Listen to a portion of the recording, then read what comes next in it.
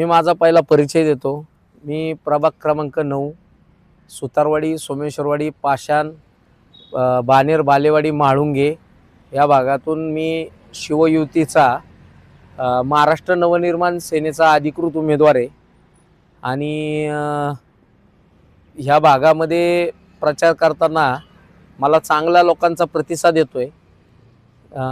ह्या भागामध्ये गेले 8-9 वर्ष इथल्या नागरिकांनी जो वनवास भोगला आहे, म्हणजे जे 4 नगरसेवक पहिले स्थानिक इथं या ठिकाणी होते,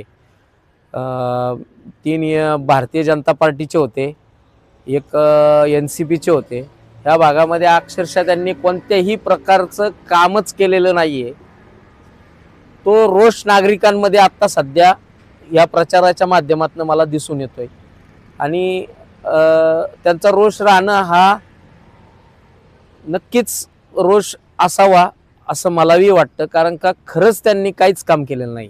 मागील नगरसेवकांनी अशी कोणती महत्त्वाची कामे जी केली आहेत आणि आता जी आपण करू इच्छिता त्या नगरसेवक होता? सुसरोड, सुतारवाडी, पाषाण ह्या भागामध्ये कचऱ्याची समस्या खूप मोठी आहे। खराब रस्ते, ड्रेनेज जे 25-15 वर्ष झाले, काही ड्रेनेज लाईन जुन्या आहेत, त्याचं पुनर्वसन केलं पाहिजे त्या ड्रेनेजचं।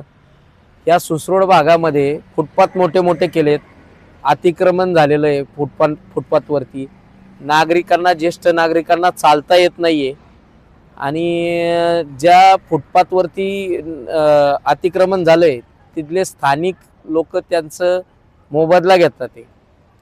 आणि सुसरोड भागामध्ये वॉशरूमची कमतरता आहे। जे 2 वॉशरूम महानगरपालिकेने बांधलेत ते अद्यापही चालू नाही आहेत। अजूनही 2-3 वॉशरूम आपल्याला वाढवावं लागणार आहे।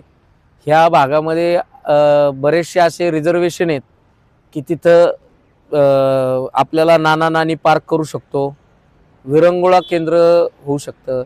आता तुम्ही बघताय माझ्या कचेरीच्या बरोबर समोर 2020ला साधारण लॉकडाऊनच्या अगोदर विरंगुळा केंद्रासाठी इथले पुणे महानगरपालिकेचे आयुक्त येऊन तिथं उद्घाटन करून गेले।